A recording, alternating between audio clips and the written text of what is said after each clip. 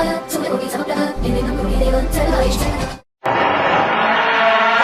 रात होती है तो हम एक दिया जला लेते हैं और उस रोशनी में खुद को महफूज समझते हैं, मगर उस रोशनी के परे जो अंधेरा है वो अपने अंदर बहुत सारी कहानियां समेटे हुए हैं और इन्हीं कहानियों को आपको लेकर आता है रात के अंधेरे में।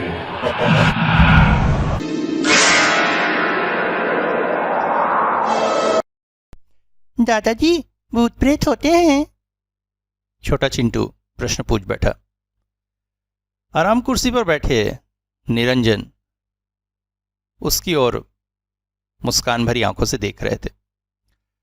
घर में बच्चों के रहते हलचल बनी रहती थी। फॉरेस्ट डिपार्टमेंट से रिटायर निरंजन महाशय आजकल बच्चों के साथ ही समय ज़्यादा बिताते हैं और अपने जीवन में गुजरी घटनाओं और कहानियों को उनके साथ शेयर करते हैं।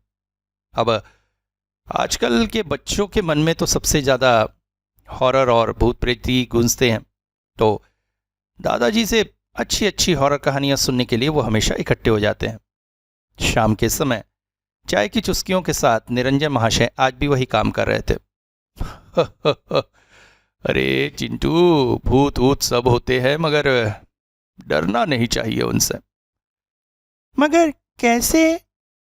देखो, होता यह है कि इंसान की इच्छाएं, वासनाएं, क्रोध, ये सब मरने के बाद भी रह जाते हैं और अगर किसी के साथ कोई अत्याचार किया हुआ हो तो उसके मन में प्रतिशोध लेने की भावना के साथ अगर वो मरे तो फिर उसकी आत्मा प्रतिशोध लेने के लिए अवश्य आती है। और कभी कभी ये प्रतिशोध एक व्यक्ति तक सीमित नहीं होता है, अपितु पूरे परिवार पर अभिशाप बनकर छा जाता है और पीढ़ियों दर पीढ़ियों चलता रहता है। चलो, आज तुम्हें ऐसी ही एक कहानी सुनाता हूं। अब ये कहानी मैंने सुनी थी अपने दोस्त के दादाजी से। मेरा बहुत प्यारा मित्र था मनोज। स्कूल की छुट्टियों के दौरान कुछ काम होता नहीं था, सो टीवी देखना भी मुझे उतना पसंद नहीं था। शाम के करीब मनोज के घर घूमने चला जाता या कभी वो मेरे घर आ जाता। मनोज के दादाजी थे। एक समय बहुत गरीबी उनके जीवन में थी। पाकिस्तान में रहते थे पहले और भारत के विभाजन के समय दूसरे परिवारों की तरह उनका परिवार भी दर दर की ठोकरें खाता हुआ भारत आया। उनके पिताजी यहाँ छोटे मोटे काम करके परिवार का पालन पोषण करने लगे। परिवार में माँ, बहन, वो और पिताजी थे। अतः उन्होंने तय किया कि वो कुछ काम करके पिता की मदद करेंगे। कहते हैं एक समय ट्रक चलाते थे वो, मगर फिर मेहनत से इतनी तरक्की की कि करीब 10-12 ट्रकों के मालिक बन गए थे। अतः समय समय पर वो मनोज के घर आते रहते और जब आते हमारी तो चांदी हो जाती। वैसे भी ट्रक ड्राइवरों के, रेल ड्राइवरों के जीवन में बहुत सी अजीबोगरीब घटनाओं का सामना होता है। दादाजी से हम लोग यही कहानियां सुनते और बहुत मज़ा आता था। उस दिन मेरी 12वीं की परीक्षाएं हो गई थी। छुट्टी का दिन बीते नहीं बिता रहा था। शाम को जैसे ही धूप गिरी, मैं साइकिल लेकर मनोज के घर की ओर चल पड़ा। बरामदे में मनोज बैठा कोई कॉमिक्स पढ़ रहा था और उसके पास ही आराम कुर्सी पर आराम से सो रहे थे दादाजी। उन्हें देखते ही मैं तो नाच उठा। आज कुछ ना कुछ तो मजेदार सुनकर जाऊंगा। मुझे देखते ही मनोज बोला, अरे आ, मैं सोच ही रहा था तेरे यहां जाऊंगा। दादाजी, दादाजी। दादाजी आराम कुर्सी पर बैठे बैठे गहरी नींद में खो गए थे। दादाजी उठिए ना, देखिए मनोज है। अरे रहने दे यार, क्यों दादाजी को परेशान करता है। अरे ओह निशु बेटा, आओ आओ आओ आओ। मेरे बचपन का नाम निशु था। बैठो। फिर बातों ही बातों में कुछ बातें चली। मैंने अचानक पूछा, दादाजी आप इतनी सारी कहानियां तो सुनाते हैं, मगर क्या आप खुद मानते हैं कि सच में भूत प्रेत होता है? बेटा, ये तो मानने न मानने की बात है। चलो तुम लोगों को एक घटना सुनाता हूं। ये अ, उन दिनों की घटना है जब मैंने तय किया था कि मुझे कुछ काम करना है। काम क्या करूं, यही नहीं समझ में आ रहा था। उस समय तो परिस्थितियां ऐसी थी कि पढ़ाई लिखाई भी नहीं हो पाई थी। अतः अचानक मेरे एक मित्र लल्लन से मुलाकात हो गई। वो अ, छत्तीसगढ़ में रहता था, वहाँ ट्रक चलाता था। उसी ने मुझे सलाह दी कि मैं भी ट्रक चलाना सीख लूं और आगे मदद करेगा, ये भी कहा था। अतः लल्लन के साथ मैं उसके शहर की तरफ चल पड़ा। यहां पर आकर मुझे काफी अच्छा लगा। लल्लन का परिवार काफी मिलनसार था। मुझे वहां पहुंचकर एक कमरे में ठहराया गया। जैसे ही मैं कमरे में पहुंचा, मैंने देखा कमरे की दीवार पर एक लड़की की तस्वीर थी। लल्लन ने कहा, अब तू हाथ पांव धोई ले, हम खाना लावत है। लल्लन ठीक से हिंदी नहीं बोल पाता था, उसकी भाषा में छत्तीसगढ़ी मिक्स थी। मैंने हाथ पांव धोया और कमरे में आया, तब तक लल्लन खाना लेकर आ चुका था। तभी मैंने देखा उसने दीवार पर टंगी फोटो को उतारकर छुपा सा लिया और बाद में कहीं और रखवा दिया।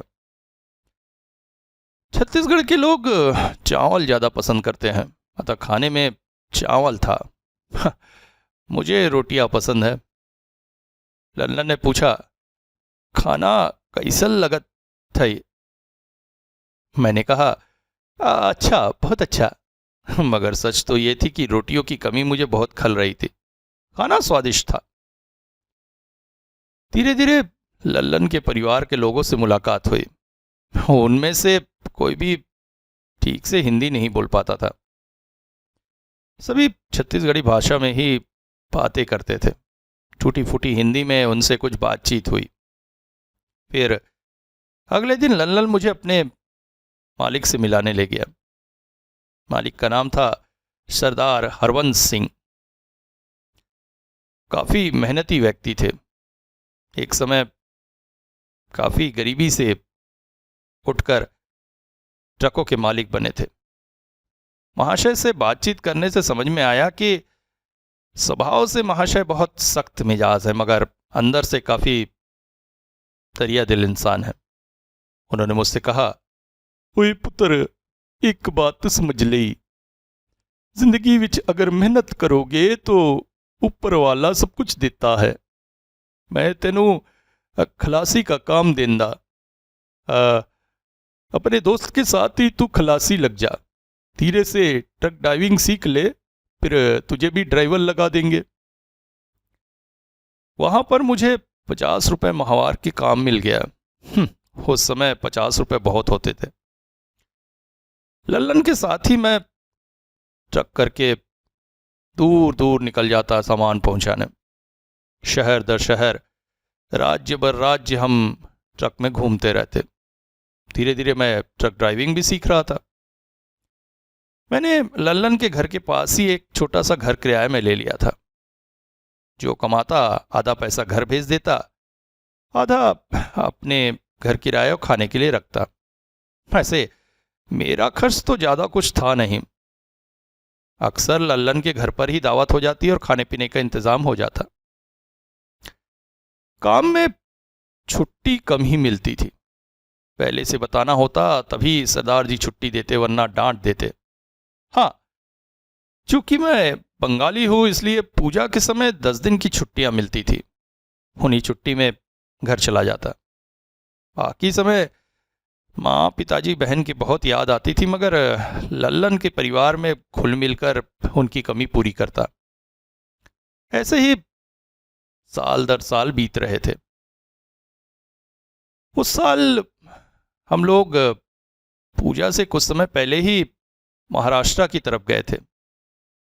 लौटने में समय लग गया। पहुंचते पहुंचते महाषष्ठी आ गई। अब ऐसे में घर जाकर वापस आने में काफ़ी समय लग जाता और पूजा बर्बाद ही हो जाती।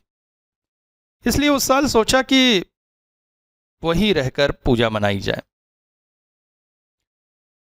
सप्तमी के दिन मैंने लल्लन से कहा, लल्लन, सुना है यहाँ पास के गांव में कोई बहुत जागृत देवी का मंदिर है। कल अष्टमी है, चलो वहीं चलेंगे। मेरा इतना कहना था कि अचानक लल्लन के चेहरे के भाव बदल गए। उसने मुझसे कहा, नहीं, ऐसन कोई बात नहीं है। उधर का ओत का फेमस मंदिर नहीं है, तुम हमारे साथ ही रहो। मैं आश्चर्यचकित हो गया। कई लोगों से मैंने सुना था उस मंदिर के बारे में, मगर लल्लन कह रहा है उतना फेमस नहीं है। मैंने फिर थोड़ी सी जोर जबरदस्ती करनी लगी जाने के लिए। तब लल्लन बोला, देख भाई, मैं तोला एक बात अच्छे से समझावा था। वो मंदिर में हमन के जाना खतरनाक है। बाकी बातें मैं अपने शब्दों में समझाता हूं। उसने कहा कि उस मंदिर में उसके परिवार के कोई भी नहीं जाते। एक अभिशाप है उनके परिवार पर। जो उस मंदिर में जाता है जान से हाथ धोता है। मगर आश्चर्य, मंदिर में जाने से किसी के साथ ऐसा कैसे हो सकता है? तब लल्लन मुझे वहां बिठाकर घर के अंदर गया और एक तस्वीर लेके आया, एक सुंदर सी लड़की की तस्वीर। मैंने कहा, ये कौन है? तभी मैं चौंका कि पहले दिन लल्लन के घर आया था तभी ये तस्वीर मैंने देखी थी। ये हमार दादाजी की बहन की तस्वीर है। दादाजी की बहन? हाँ, एक का नाम लाजो रहा। दादाजी और दूसरे होकर भाई के बहुत प्यारी रही। बचपन से लाजो संगीत के प्रति बहुत रुचि रखती थी और घर की सभी लाडली प्यारी होने की वजह से संगीत भी सीख रही थी।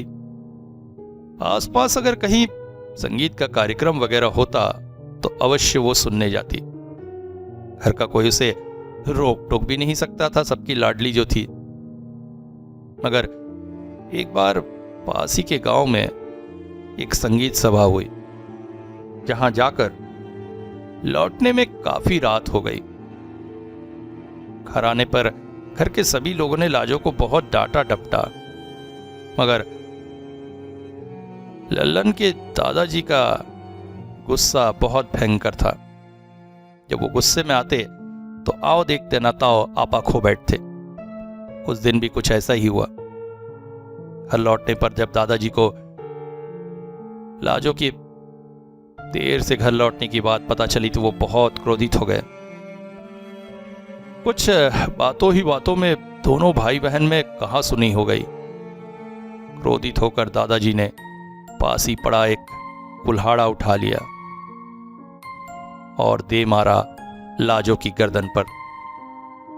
एक ही वार से लाजो का सर धड़ से अलग हो गया। क्या?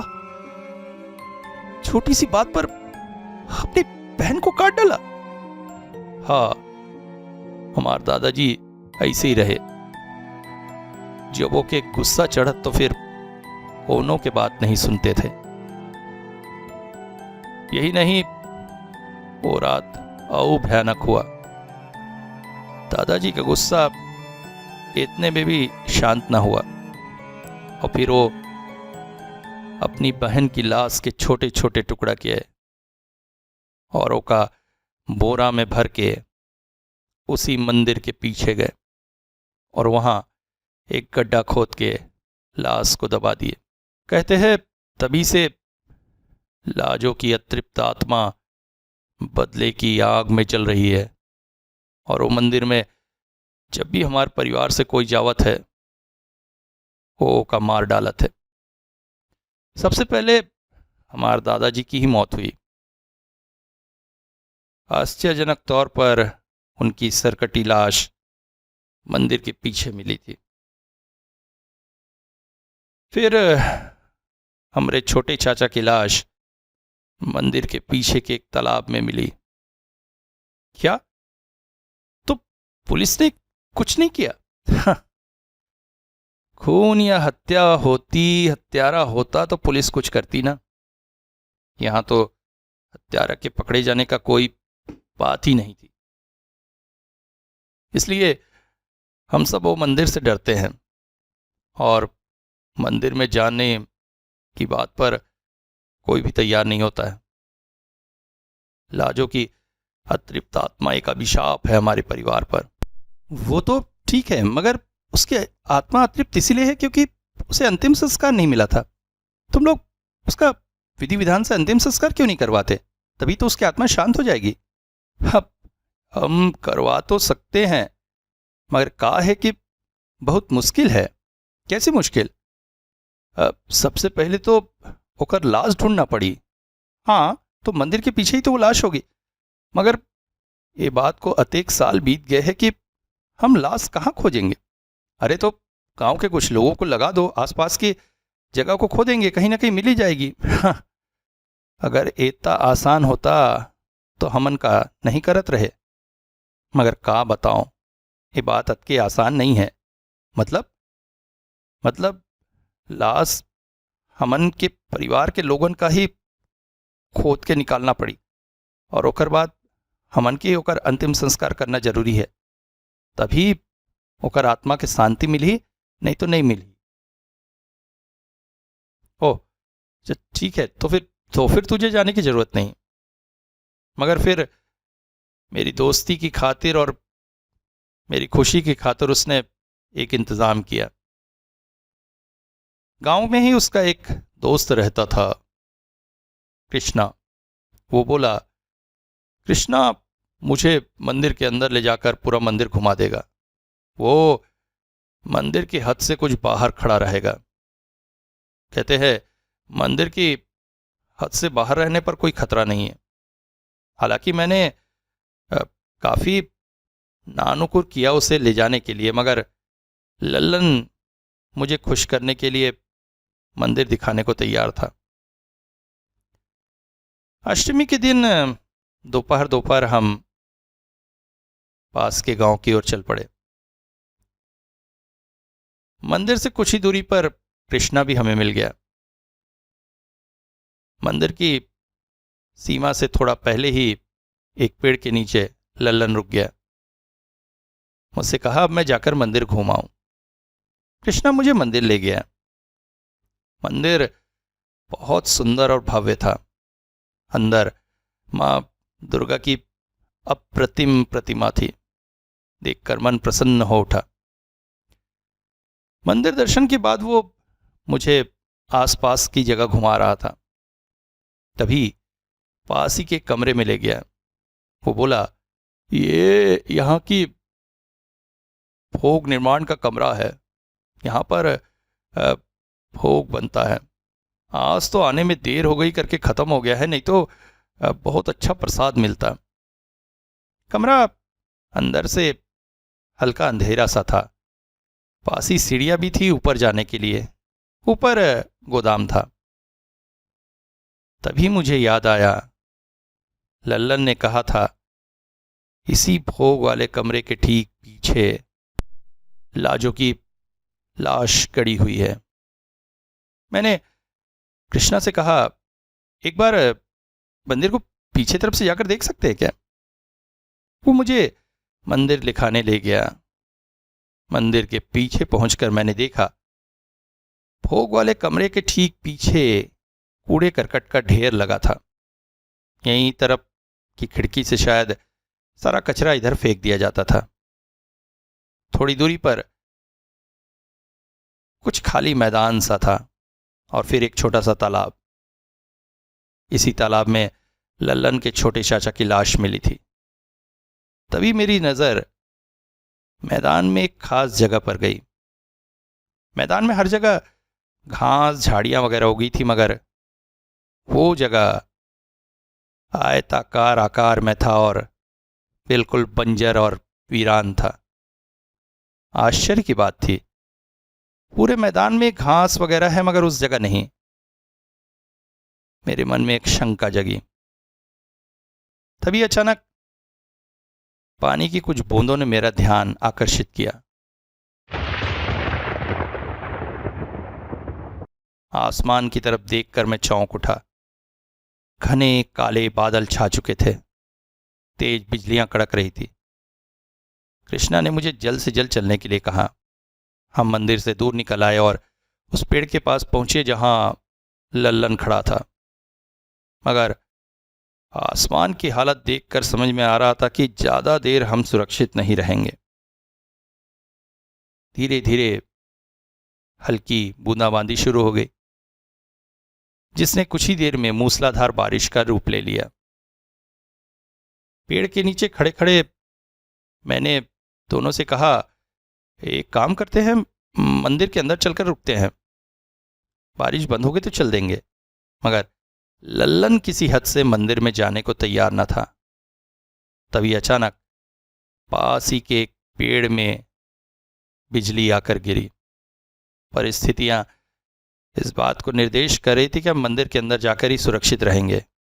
अतः अपने डर पर काबू पाकर लल्लन हमारे साथ मंदिर के अंदर प्रविष्ट हुआ। बाहर मूसलाधार बारिश हो रही थी। ऐसे लग रहा था जैसे प्रकृति आज तांडव करने को उतारू है। हम तीनों भोग प्रसाद वाले कमरे में जाकर खड़े थे। बाहर तेज हवाएं चल रही थी। लल्लन बहुत डरा डरा सा था और बार बार आसपास नजर घुमाकर देख रहा था कोई है तो नहीं। मुझे उसका डर कुछ निरर्थक ही लग रहा था। तभी अचानक ऊपर वाले कमरे में कुछ गिरने की आवाज आई। इस मूसलाधार बारिश में मंदिर में भी ज्यादा लोग नहीं थे और इस भोग वाले कमरे में तो हम ही 3 लोग थे। फिर ऊपर ही आवाज कैसी? मैंने उनसे कहा चलकर देखते हैं, मगर अंधेरे की वजह से थोड़ी मुश्किल थी। अचानक कृष्णा कहीं से एक लालटेन ले आया। सीढ़ियों से जब हम ऊपर चढ़े तो ऊपर वाले कमरे में सब तरफ सामान असबाब पड़े हुए थे। आलू की बोरियां, चावल की बोरियां, दाल की बोरियां वगैरह। पास ही की तरफ एक खिड़की थी जो बार बार बंद हो रही थी, खुल रही थी, और उसके पास ही एक बड़ा सा बर्तन पड़ा था। शायद इसी के गिरने की आवाज आई थी।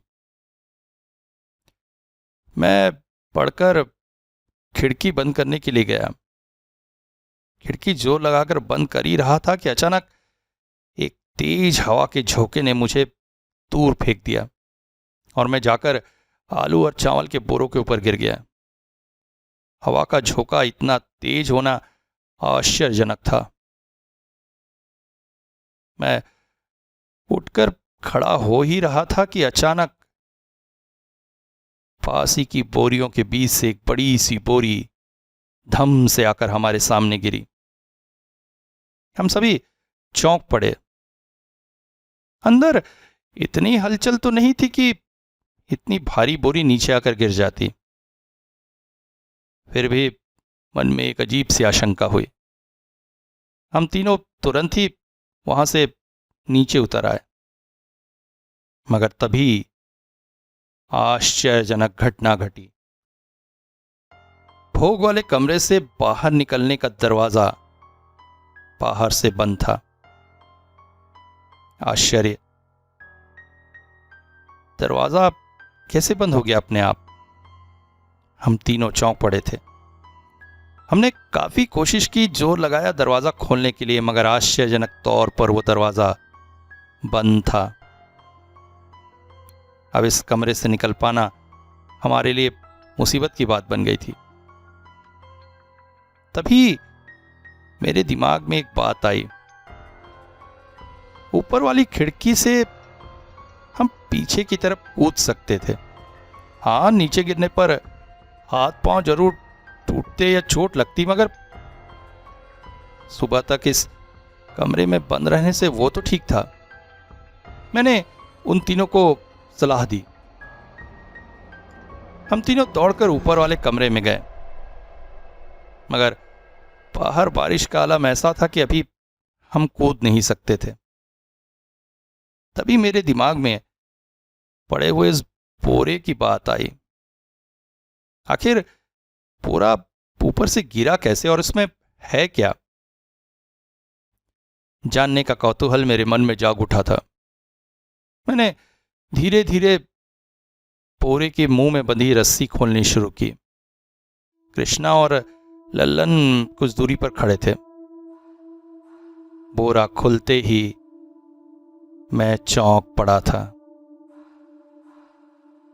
बोरे के मुंह के खोलते साथ उसमें से एक चीज बाहर निकल आई, और ये चीज कुछ और नहीं, एक लड़की का कटा हुआ सर था। सर जैसे ही बाहर आया, अचानक उसने आंखें खोल दी। हम सबकी सांस जैसे अंदर की अंदर और बाहर की बाहर रह गई थी, मगर अभी तो हमारा चौंकना बाकी था। अचानक बोरे में से एक कटा हुआ हाथ बाहर आया और धीरे धीरे जमीन पर रेंगने लगा। फिर धीरे धीरे एक लड़की के शरीर के सभी अंग बाहर आने लगे। पीठ, कमर, पैर।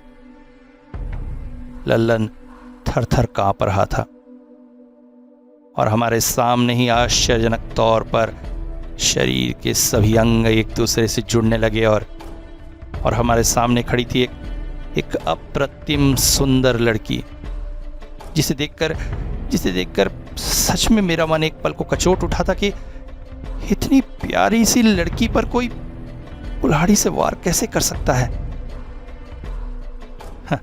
यहां तुम लोगों को यह बता दो कि मैंने तस्वीर देखी थी ना, जो तस्वीर में लड़की थी इस वक्त वही हमारे सामने खड़ी थी। मतलब लाजो इस वक्त हमारे सामने शरीर खड़ी थी। ये कैसे हुआ, कैसे हो रहा था, ये समझना मुश्किल था। अब तुम लोग कहोगे कि मंदिर में तो अतृप्त आत्माएं नहीं आ पाती मगर कुछ आत्माएं इतनी ज्यादा नेगेटिव एनर्जी से भरी होती हैं कि उनकी बदले की भावना, उनकी इच्छाएं उन पर धार्मिक वस्तुओं का भी असर नहीं होने देती है। और ऐसी आत्माएं मंदिर के गर्भगृह में न सही मगर आसपास के इलाके में आ जा सकती हैं, और इस वक्त हमारे सामने वैसी ही एक आत्मा खड़ी थी। तभी हम सब चौंक पड़े। लाजो का वो सुंदर चेहरा अब एक विभत्स और भयानक चेहरे में परिवर्तित हो गया था। उसके हाथ जैसे लोहे से बने हुए हाथों में बदल गए थे और एक भयानक चीख के साथ अचानक ही उसने लल्लन की गर्दन अपने हाथों में ले ली। चीख पड़ा था लल्लन, और कुछ ही सेकंड में अचानक उसका शरीर जमीन से 2 फुट ऊपर हवा में लहरा रहा था। लाजो के लोहे जैसे हाथ उसे हवा में लटकाए हुए थे। उसके चेहरे पर एक विभत्स हंसी थी। लल्लन छटपटा रहा था। कुछ ही पलों में मुझे लगा जैसे उसकी जान निकलने वाली है। अपने मित्र की हालत देखकर मुझसे रहा ना गया। मैं आसपास कुछ ढूंढने लगा और तभी मुझे दिखाई दिया एक बड़ा सा रामदाव जो पास ही पड़ा हुआ था। मैंने एक झटके में दाव उठाकर जबरदस्त वार किया लाजो के गर्दन पर। उसकी गर्दन छिटक कर दूर जा गिरी और उसके साथ ही खून के छींटे मैं और मेरे पास खड़े कृष्णा के चेहरे पर आ पड़े। लाजो का शरीर लहरा उठा, उसके हाथ की पकड़ ढीली हो गई। लल्लन जमीन पर थम से गिर पड़ा। अचानक मैंने बिजली की फुर्ती से लल्लन को उठाया और हम तीनों दौड़ पड़े खिड़की की तरफ। पहले मैं खिड़की से नीचे कूदा, मगर इतनी ऊंचाई से गिरने के बाद भी मुझे ज्यादा चोट नहीं आई। समझ में आ गया था बारिश की वजह से जमीन नरम हो गई है, ऊपर से पड़े हुए कचरे वगैरह की वजह से अब ऊपर से कूदना निरापद था। मेरे बाद कृष्णा कूदा, मगर फिर एक आश्चर्यजनक घटना ने हमें आश्चर्यचकित कर दिया। लल्लन नीचे नहीं आया। हम दोनों चौंक पड़े। हमने आवाज लगाई, लल्लन लल्लन जल्दी आ।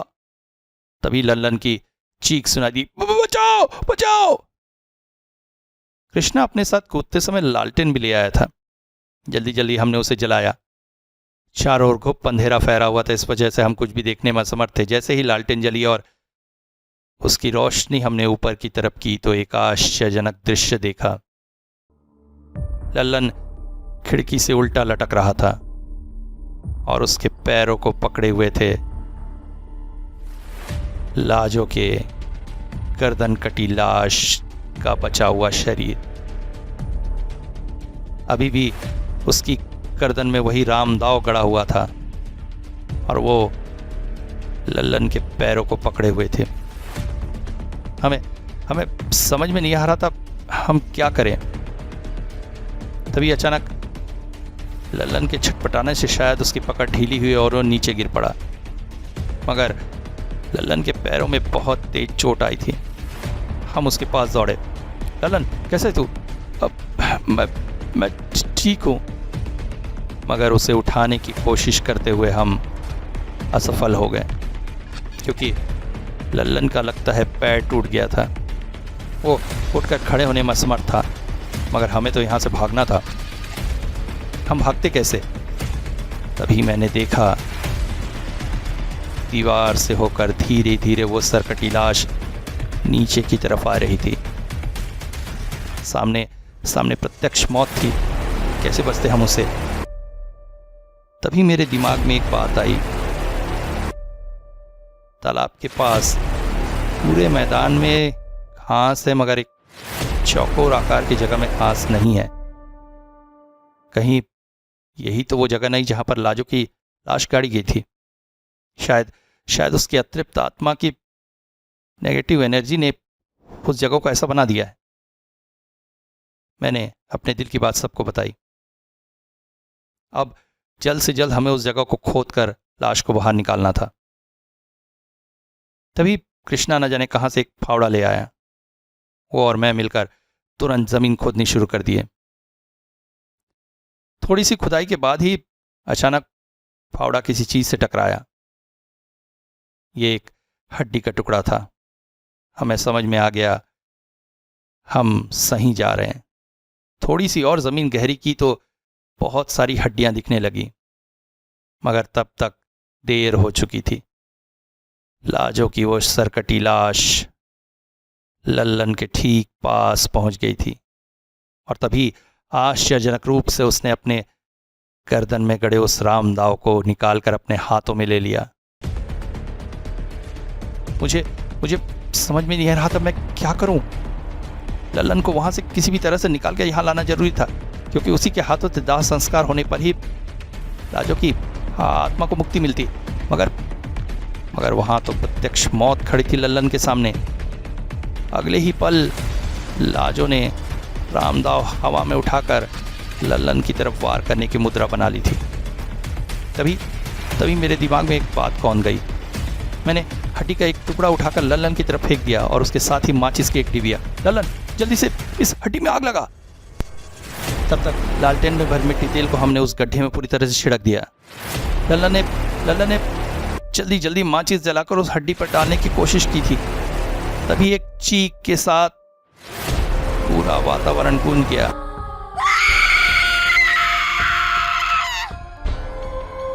और उसके बाद लल्लन की भी चीख सुना दी। मुझे कुछ समझ में नहीं आया था, मगर मैंने जल्द से जल्द अपनी जेब से माचिस निकालकर उस गड्ढे में आग लगा दी।